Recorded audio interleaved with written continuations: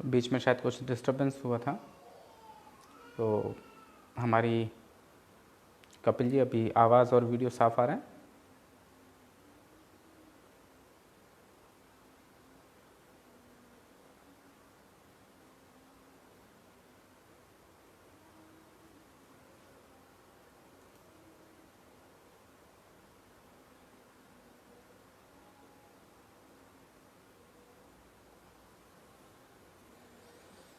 चलिए 1-2 minute wait कर लेते हैं। धन्यवाद कपिल जी, सबको जुड़ जाने देते हैं।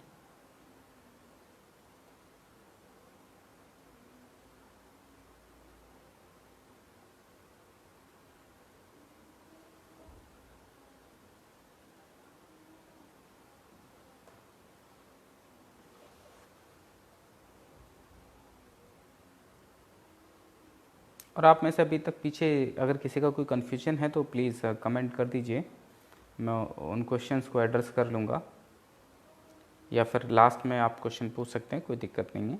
मैं एक बार क्वेश्चंस तो लेता ही जाऊँगा।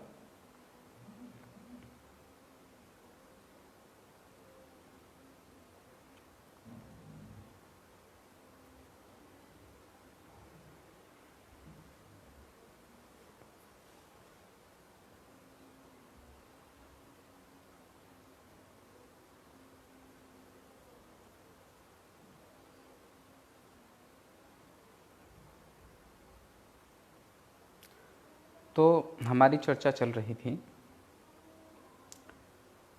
तंत्र साधना पर। तंत्र का मतलब काफ़ी ज़्यादा, या कहो इसकी एक ब्रांड इमेज ख़राब कर दी गई, या इसकी मार्केटिंग गलत हुई, या इसका दुष्प्रचार बहुत ज़्यादा गलत तरीके से हुआ। तंत्र अपने आप में एक साइंस था, और तंत्र का पूरा सिस्टम क्रिया योग आधारित है। इनफैक्ट मैं तो देखता हूँ कि रामायण है, भागवत है, गीता है, इन सब में क्रिया योग ही है। देखने का नज़रिया बस समझ में आना चाहिए, क्योंकि जैसे जैसे आपका अनुभव मैच्योर होगा वैसे वैसे आपको वो सूत्र और तत्व बिल्कुल स्पष्ट समझ में आते जाएंगे। तो तंत्र में 5 मकार की साधना बताई गई है कि अगर किसी को तांत्रिक बनना है तो 5 मकारों को जीतना पड़ेगा, 5 मकारों का सेवन करना पड़ेगा। वे 5 मकार हैं: गोमांस भक्षण यानी गोमांस खाना, दूसरा है मदिरा सेवन, मदिरा का अर्थ आप सभी जानते हैं, इतनी हिंदी तो सभी की अच्छी होगी। मुद्रा धारण करना, मुद्रा अर्थ और धन से जुड़ी हुई शब्द है। मत्स्य मतलब मछली खाना, इसे मीन भक्षण, मत्स्य भक्षण, मच्छी भक्षण भी कहते हैं। और 5वां है मैथुन। तो मदिरा, मांस, मदिरा, मुद्रा, मत्स्य यानी मछली, और मैथुन, मैथुन मतलब सेक्सुअल इंटरकोर्स समझा जाता है। तो ये 5 मकार जो कर लेगा, साध लेगा, वह तांत्रिक हो जाएगा। और तांत्रिक वो होता है जिसकी चित्त में मल, विक्षेप और आवरण तीनों नष्ट हो गए हों, वो तांत्रिक है, वो योगी है।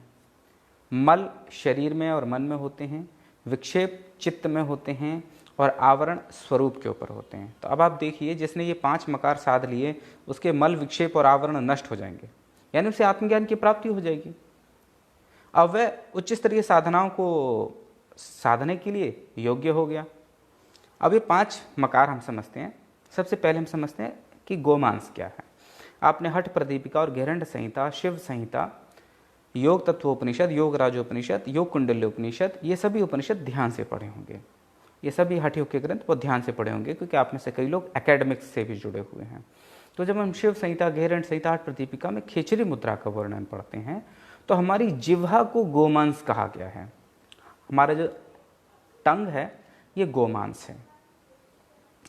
अब हम अपने मुंह से ही सब कुछ खाते हैं, तो अपनी जीभ को पलट के तालू में ऊपर लगा देना, और जीभ जितना संभव हो तालू के ऊपर घुसेड़ देना, ऊपर चढ़ा देना पीछे की ओर। इसको कहा गया है मांस भक्षण। अपनी जीभ रूपी मांस को भख लो यानी खा लो। तो अपनी जीभ को पलट के ऊपर की तरफ लगा लो, तो ये होगी खेचरी मुद्रा। तो खेचरी मुद्रा को 2 क्रम में करते हैं। प्रारंभिक क्रम जो है खेचरी मुद्रा